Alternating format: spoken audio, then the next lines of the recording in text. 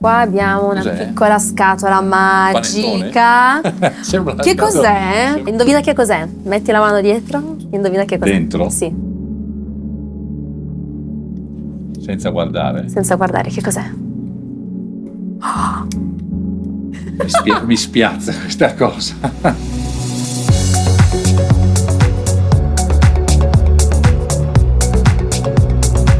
On the go. On the go. With Ginta. Andrea Berton, chef, io mi sono documentata, ho letto tanto su di te e mi sono fatta anche un'idea. Però vorrei sapere da te, tu come ti definisci? Mi definisco cuoco. Io delle volte scherzando dico cuoco operaio. Beh, c'è un grande mestiere dietro a quello che fai. Sì, c'è tanto lavoro che ovviamente fa parte di quello che faccio io. Ricerca continua, impegno, coinvolgimento delle persone. È molto importante che tutte queste caratteristiche siano ben chiare, no? Quando si fa un mestiere come il mio. Torniamo un po' indietro. Andrea Berton, ragazzino, com'è nata la passione per la cucina? Mio padre, quando capitava di prendere dei bei voti a scuola, mi portava a mangiare nei ristoranti, no? Ah, era proprio la gratificazione. 10 anni, 12 anni, quell'età lì, no? Uh-huh. Perché mi piaceva vedere il cibo, la trasformazione, c'era qualcosa che mi incuriosiva, no? Uh-huh. Ancora evidentemente non capivo cosa potesse essere questo interesse che avevo. E quindi mi portava a mangiare nei ristoranti, ma io invece di stare seduto a tavola mi alzavo e andavo davanti alla porta della cucina a guardare. E sbirciavi i cuochi che si muovevano, cosa succedeva in quel momento, no? E questo mi innescava degli interessi, delle curiosità, a vedere tutte queste persone che si muovevano tutte in un certo modo, i capelli alti, cioè uno spettacolo proprio. Era quasi uno spettacolo che mi attirava molto, no? Ma comunque mi piaceva anche assaggiare i piatti, mangiare, anche se poi a quell'età lì magari non assaggi tutto, non mangi tutto, perché non è ancora un palato sviluppato, un'idea di cos'è mangiare in un ristorante. Però era qualcosa che mi incuriosiva. Evidentemente da lì è nata poi la passione per fare questo mestiere, che in quegli anni, quando ho iniziato io, fine anni 80, non era così di richiamo, no? Quindi ho fatto il mio percorso, diciamo, di studi in questo lavoro. Quando dovevo decidere dove andare a lavorare, no? Ovviamente in quegli anni o andavi nei grandi hotel in Svizzera o a Venezia. C'erano queste due soluzioni se volevi fare una carriera importante come cuoco. Un giorno scoprì sul tavolo di casa una rivista dove vidi, una foto con un cuoco, no? Di questa rivista, e c'era scritto primo chef italiano a prendere 3 stelle Michelin, guida Michelin, e questa foto mi incuriosì, no? Io non sapevo niente né cosa fosse la guida Michelin né chi fosse Gualtiero Marchesi, ovviamente. Però mi aveva incuriosito questa situazione qua, credo di aver avuto 18 anni, no? Quindi cominciai a documentarmi per capire come entrare dentro questa situazione, chi fosse, dove fosse il ristorante, queste cose qua, perché ovviamente nell'88 parliamo, non esistevano i social, non esistevano i telefonini, non esisteva niente, cioè assolutamente, altro mondo o proprio. Prendevi il telefono in mano e chiamavi qualcuno, o prendevi un mezzo e ti trasferivi a Milano per capire cosa poteva essere questa persona qui o questo ristorante. Quindi tramite dei contatti, delle conoscenze, varie telefonate, scoprì chi era Gualtiero Marchesi, mi documentai cos'era la guida Michelin, quindi questa cosa creò interesse. E decisi tra me e me decisi di iniziare a lavorare in questo ristorante. Quindi sei andato direttamente da cosa dovevo fare in quel momento? Sì, io trovai il modo per fissare un appuntamento. E come hai trovato il modo? Tramite un contatto che riuscì. Contatto del contatto, l'amico dell'amico. Sì, perché in quegli anni succedeva così, no? Un incastro. Erano i social di quegli anni, no? I contatti con le persone direttamente. E quindi presi un appuntamento e partì io arrivo dal Friuli, quindi da Udine col treno, mi ricordo col treno delle 11 di sera e arrivai a Milano alle 9 di mattina, no?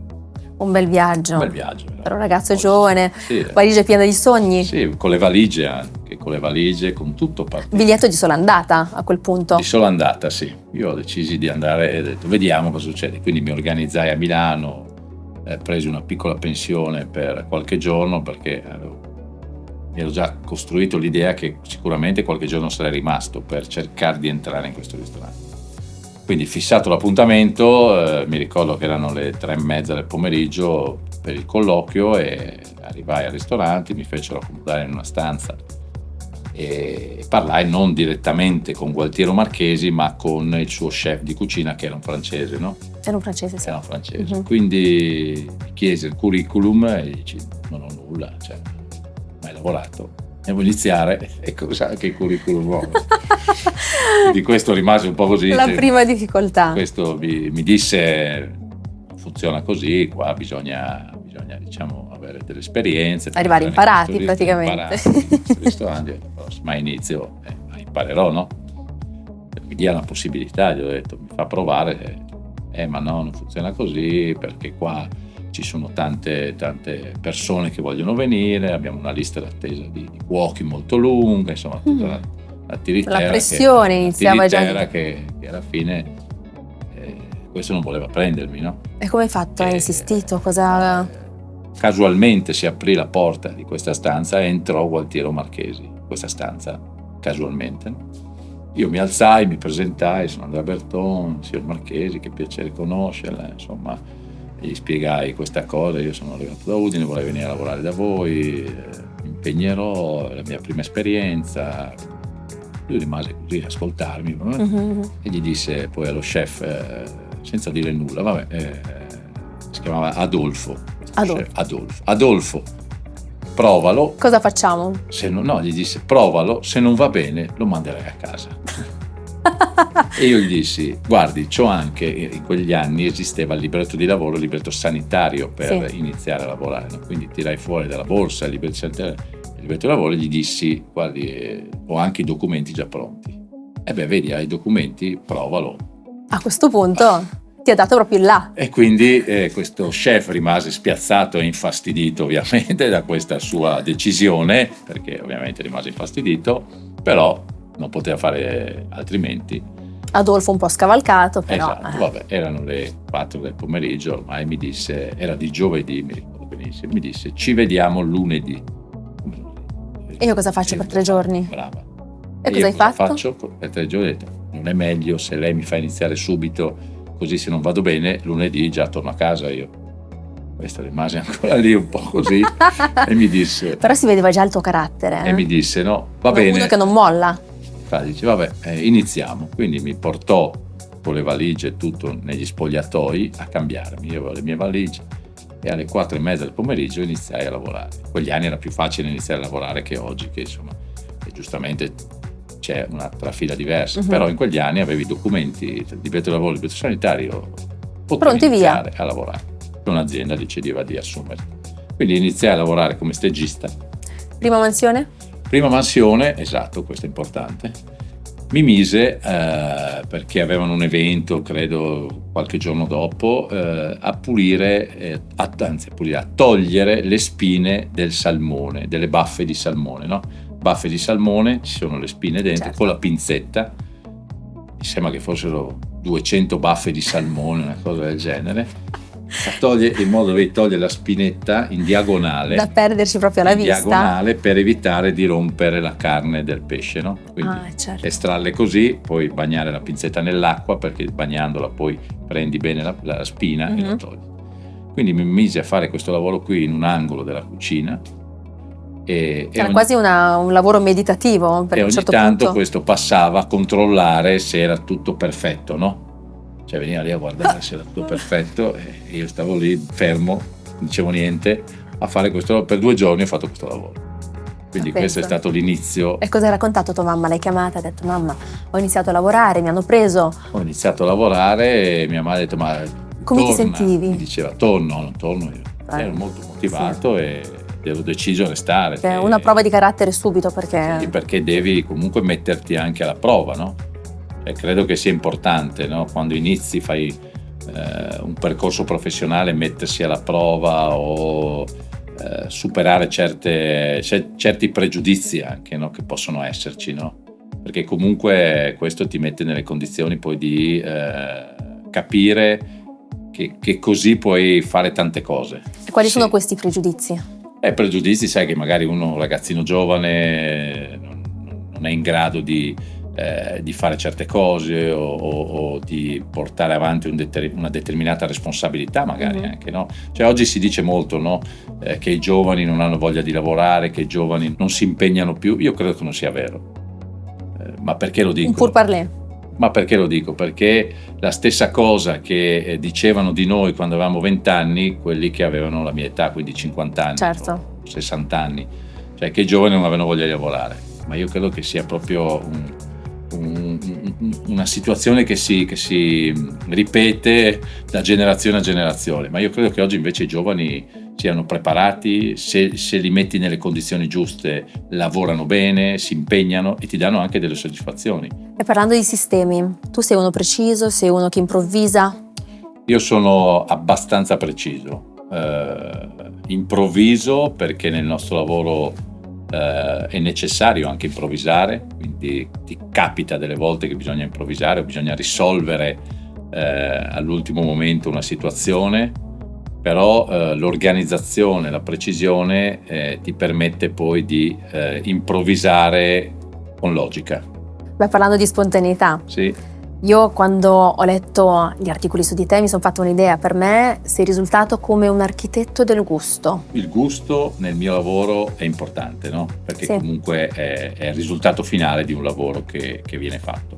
L'architetto, se vogliamo associarlo come concetto, va bene, perché comunque l'aspetto estetico, l'aspetto della ricerca di quello che è il design è qualcosa che io faccio, ma nel mio sistema, nel mio mondo si fa, no? Cioè, l'occhio vuole la sua parte. È fondamentale, perché comunque un piatto prima di tutto lo degusti con la vista, no? Vedi un piatto, ti piace, lo mangi con gli occhi. Lo mangi con gli occhi ed è sicuramente buono, secondo me, perché se dedichi attenzione alla costruzione, all'impiattamento, vuol dire che hai dedicato anche attenzione alla preparazione del piatto, al prodotto, all'ingrediente, a dargli la maggior forza, di valorizzazione che quell'ingrediente può avere. Tu quando inventi un piatto nuovo, da cosa parti? Da un profumo, da un gusto, da un ricordo, piuttosto che cosa succede nella tua mente? Ci sono tanti fattori, no, che ti portano a realizzare un piatto, no? Sono le esperienze che una persona ha vissuto, sono le cose che vedi anche, no? Faccio un esempio giusto per magari essere più chiari, no? E i ravioli aglio, olio e peperoncino che io presento con la focaccia Cicala di Mare e il brodo di Cicala nasce innanzitutto 10 anni fa, che è il piatto un po' più rappresentativo del mio menù, che è rimasto poi in questi ultimi 10 anni, esatto, che è rimasto nel menù. Nasce dall'idea dello spaghetto aglio, olio e peperoncino, no? Quindi mi piaceva concentrare il gusto del aglio, olio e peperoncino, ma soprattutto perché l'aglio è qualcosa che tanti non accettano, no? Sì, quindi mi piaceva l'idea proprio di farlo accettare a tutti, no? Una sfida, no? Questo. Quindi se l'aglio lo tratti nel modo giusto non ti dà fastidio quando lo mangi, anzi è piacevole. Quindi mettere in moto questo meccanismo per arrivare a questo risultato, no? Chiaramente all'inizio, quando noi lo presentavamo, erano, non dico diffidenti, tanti clienti, però qualcuno non lo accettava, no? Però noi abbiamo cercato di farlo accettare, di farlo assaggiare, per far capire che era un piatto che invece aveva una sua originalità, sia nella realizzazione che nella combinazione degli ingredienti. Quindi mettere dentro il sapore dell'aglio, olio e peperoncino dentro un laviolo che all'interno è quasi liquido, abbinato a poi una focaccia con sopra una cicala di mare leggermente cotta, con una leggera sentore di limone, prezzemolo, di erbe tritate che gli dà questo sapore sempre già il fresco, gusto, no? E poi il brodo che facciamo con gli scarti della cicala, facciamo un brodo, no? Quindi da bere. Quindi questa combinazione di questi 3 ingredienti crea un piacere al palato che alla fine, quando hai terminato il piatto, non senti più né il gusto del peperoncino né l'aglio, cioè svanisce tutto e ti rimane questo sentore leggermente iodato, e poi questo raviolo liquido ha questa sensazione anche di freschezza, no? Tu sei uno che sfida? Beh, a me piace molto. Rompe un po' le regole? Mi piace molto, sì, creare, diciamo, perché? Ma perché servono per trovare nuove idee, nuovi stimoli, per scoprire anche cose nuove, no? Far scoprire cose nuove e dare anche la possibilità a chi frequenta i ristoranti non di rimanere fermo a quelli che sono i ricordi dell'infanzia, dei gusti tradizionali, ma anche di evolvere, no? Questo credo che sia importante nel nostro settore, no? Bisogna anche creare un'evoluzione. Quando tu hai aperto il tuo ristorante a Milano, l'idea dell'arredo, come ti è venuta in mente di comunque restare su uno stile molto minimal? Nasce perché cercavo un'area nuova, moderna, perché a me piace la modernità, e quindi il ristorante, gli interni, il design del ristorante si abbina anche alla modernità che racchiude quella zona e quell'area. Non era però scontato, perché comunque la tradizione della cucina italiana richiede sempre tanto decoro, a volte il decoro è abbastanza anche presente, non dico opprime, però tu hai voluto lasciare proprio l'essenza, sì, no? L'essenza dei gusti. Togliere piuttosto che aggiungere, cioè io preferisco togliere piuttosto che aggiungere, anche nei piatti.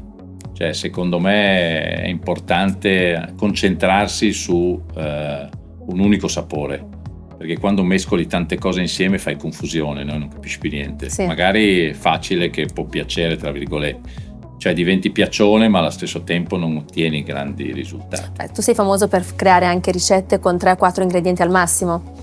Beh, questo è sempre stato una mia caratteristica. Il sale incluso o non si conta? Il sale deve essere incluso. Nei 3-4 ingredienti? Il sale deve essere incluso perché il sale fa parte della costruzione della ricetta, no?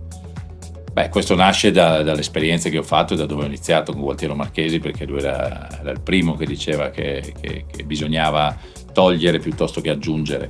Quindi saper fare dei piatti con pochi ingredienti non è semplice. È un'arte. La semplicità è la cosa più difficile. La Stella Michelin è come se fosse un Oscar per i grandi chef. Per te è stato un punto di arrivo, un punto di partenza? Come l'hai vissuta? La Stella Michelin è un risultato che ottieni per quello che hai fatto. Quindi fai un lavoro e ti danno questo risultato, che chiaramente è bello ricevere. E quando l'hai ricevuta dove eri? Cosa facevi? Quando la ricevuta ti chiamano qualche giorno prima per annunciarti che ci sarà la presentazione della guida e ti invitano alla presentazione della guida. Quindi però non si sa ancora chi la riceve? No. È solo una presentazione, quindi è la sorpresa finale. Niente. Bravissimi in questo. Bravissimi. Di solito in mese di novembre? Di solito sì, succede a novembre, e ti chiamano qualche giorno prima, ti invitano alla presentazione della guida e lì potrebbero darti il premio come non dartelo della stella, oppure altre cose, quindi insomma non sai nulla fino all'ultimo momento che ti chiamano. E tu quando l'hai ricevuta cosa è successo? Quando l'ho ricevuta è stata una soddisfazione personale, ma non solo, perché chiaramente è una soddisfazione per tutto il team di lavoro, per le persone che comunque credono in quel progetto, no? Che è il ristorante. Quante volte si pensa cucina stellata, cucina costosa? Cucina stellata, cucina costosa in realtà non è così, no? Anzi secondo me è anche poco costosa per certi aspetti, perché giustamente le persone non sanno qual è il costo, no? Il costo non è il motivo della stella, perché il costo di un piatto, andare in un ristorante, è determinato da tantissimi fattori. Non è che ti presentano un piatto e quindi tu paghi quel piatto 50 euro, dico una cifra, no? C'è un insieme di situazioni che hanno quel prezzo, no? È come andare al Teatro alla Scala oppure andare a vedere un teatro piccolino in periferia, dove non hai lo stesso spettacolo che ha il Teatro alla Scala, no? C'ha dei valori diversi, è più o meno la stessa cosa. Tu hai creato un menù degustazione per i giovani. Sì, abbiamo. Perché l'hai fatto? L'ho fatto perché mi piaceva l'idea di avvicinare un pubblico più giovane, magari con anche delle possibilità economiche non ancora affermate nel nostro settore, no? Perché comunque credo che siano i clienti del futuro poi, no? Chi ha 20, 25 anni o 30 anni sarà il cliente del futuro dei nostri ristoranti, quindi avvicinarli adesso con questa, diciamo, opzione che noi diamo una volta a settimana a pranzo il sabato, mi è sembrato qualcosa di interessante e anche utile per il futuro. Purtroppo esiste un po' di anche di questo atteggiamento un po' prevenuto nel nostro settore, che dici che mangi poco, spendi tanto. Ci sono tanti stereotipi, sì, sicuramente. Stereotipi, che non è vero niente. No, assolutamente no, perché non è vero nulla. Cioè, mangi, se vuoi anche tanto, stai bene in un ristorante, perché sarebbe controproducente per noi, no? Non far star bene i clienti o non farli vivere un'esperienza, non farli divertire, no? Oggi al ristorante devi divertirti quando vai. Con i ristoranti stellati ti annoi, non so perché lo dicano. Ok, facciamo non è vero. L'identikit della tua cucina, toccando i 5 sensi. Che gusto ha la tua cucina? Il gusto della mia cucina, sì, che sapore ha? È diretto, immediato. Che profumo ha? Che profumo ha? Un profumo di più salato che dolce, più verso il salato che il dolce. Quindi un profumo di umami. Oggi lo percepisco come un profumo legato al fuoco, alla griglia. E al tatto? Al tatto consistente. Il suono? Un suono molto più non dico rocchettaro, ma abbastanza progressivo. Sì, simile alla musica rock, sì. Alla vista? Molto chiara. Cucina chiara. Lineare, semplice? Sì, lineare, chiara. Un uccellino mi ha raccontato che a casa tua, nel tuo frigorifero, si trova grana padano e champagne. È vero. È vero, ma è un paradosso. Perché? No. A casa di uno chef, ma è bellissimo, racconta, ma perché? Perché a casa non mangio mai. Non mangiamo mai. Ok. Mai. Dove mangia uno chef? Lavoro sempre, prima cosa, perché siamo sempre al lavoro, cioè se un giorno non sono nel mio ristorante, sono negli altri locali che seguo, difficilmente siamo a casa, andiamo a mangiare in altri ristoranti, perché comunque mi piace andare al ristorante a mangiare, anche se è il mio settore, il mio mondo. Qualcuno magari non dice no, ma vivi tutto il giorno in un ristorante, non hai voglia di andare a mangiare in un ristorante. In effetti uno penserebbe così. Invece io ho voglia di andare a mangiare anche nei ristoranti, di qualsiasi livello, di qualsiasi tipo. L'importante è che il cibo sia buono. Anche un pezzo di pane va bene, però se è buono. Quindi a casa veramente... E a casa quando cucina, chi cucina? L'unico momento della mia vita che ho cucinato a casa è stato durante il Covid e pochissime volte nella normalità. Pochissime volte, tieni presente che mia moglie ha fatto un calcolo nel 2023 quante volte abbiamo mangiato a casa. Sì. Normalmente sono state 10. Oh madonna, beh, bello, bellissimo, volte, che vita movimentata. Beh, sicuramente la pasta. La pasta come? Quale tipo di pasta? Io la pasta che mangio a casa appunto è pasta, olio extravergine di oliva e grana padano grattugiato. Ah, una ricetta efficace, veloce. Al massimo, però se la qualità della pasta è fondamentale. Quindi uno spaghetto al grana padano e un filo d'olio d'oliva. Perfetto. Bellissimo. E se vuoi alla fine gli dai una grattugiata di limone fresco. Di limone fresco, di scorza di limone? Scorza di limone. Grattugi sopra alla fine e rinfresca. Mamma mia. Fantastico. Bellissimo. Sgrassa anche. Sì, ma è rinfrescante, dà un sapore piacevole. Parlami dell'adrenalina quando si entra in cena, perché a un certo punto tu arrivi nella tua cucina e si sta per iniziare la serata. Il servizio si chiama, sì. Sta per iniziare il servizio. Beh. Cosa senti? Senti l'adrenalina? Io per esempio da artista, da musicista, io quando entro in scena ho proprio quel momento in cui il tempo si ferma, dove comunque entro talmente tanto nel momento che conto solo quello che faccio. Per te com'è? In realtà più o meno la stessa cosa, perché noi lo viviamo quasi 2 volte al giorno, questa cosa.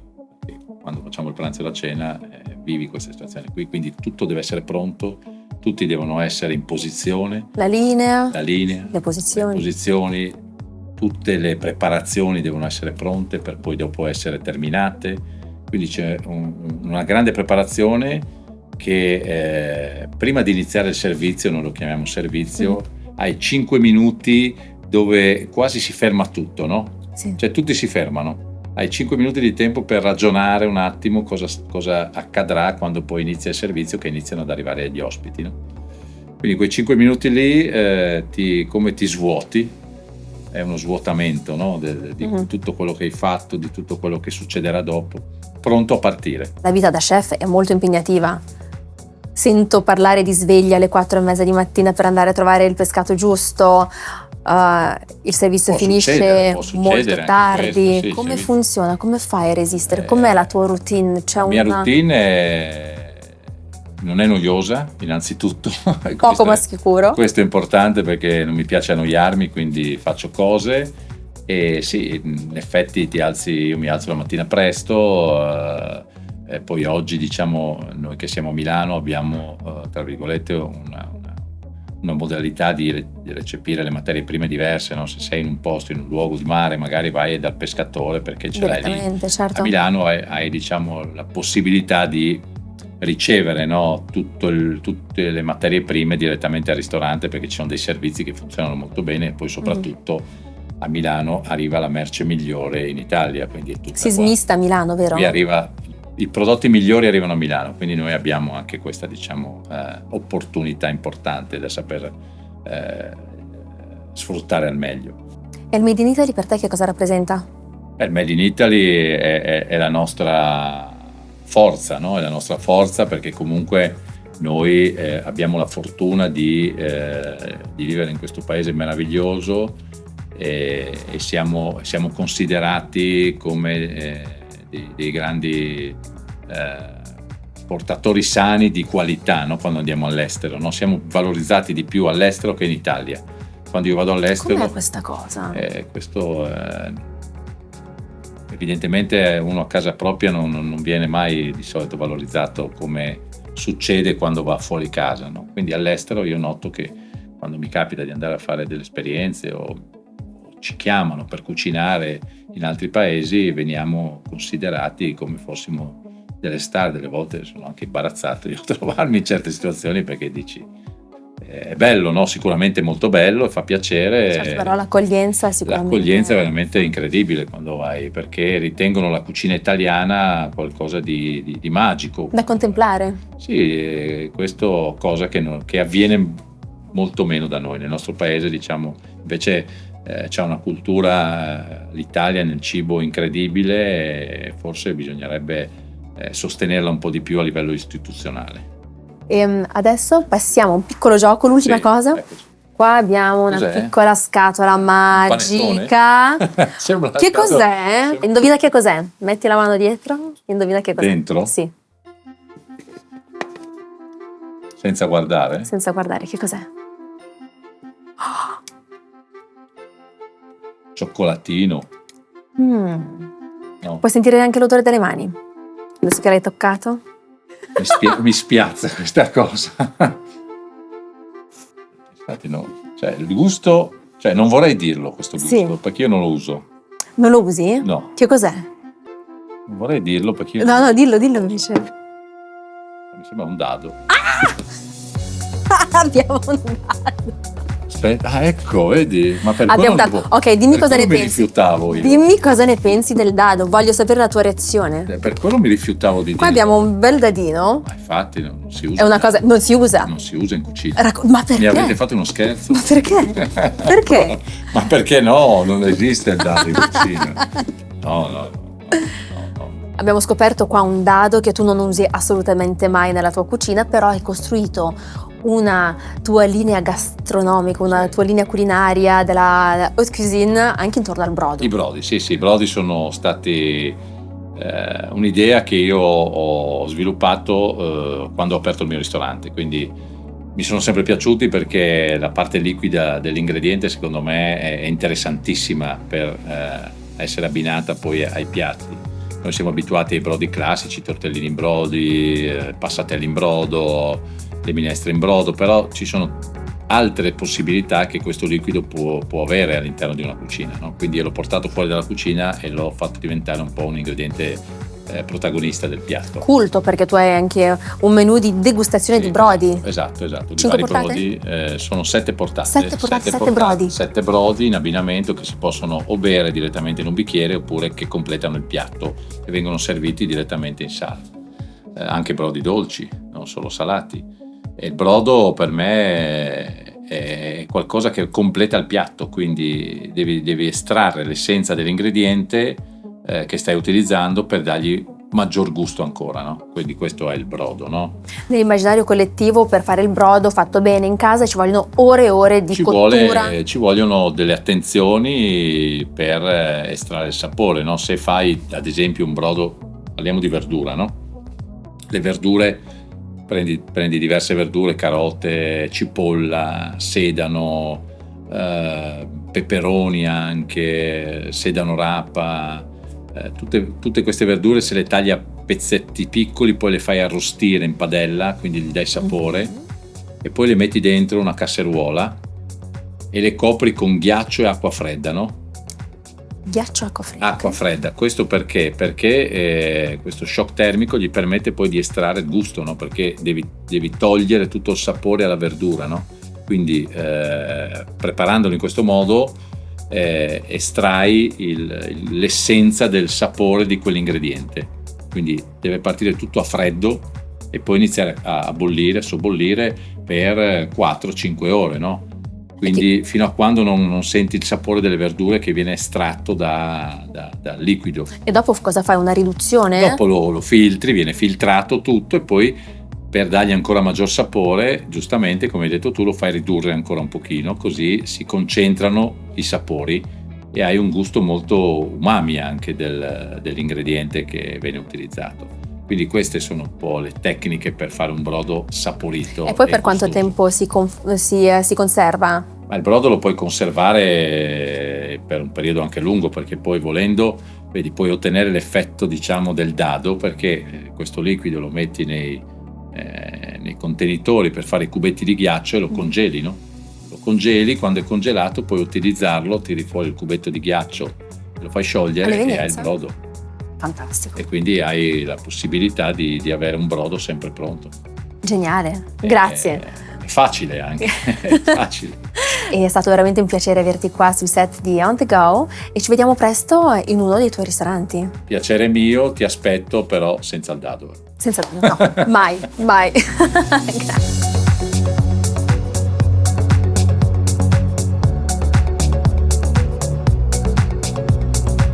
On The Go with Ginta.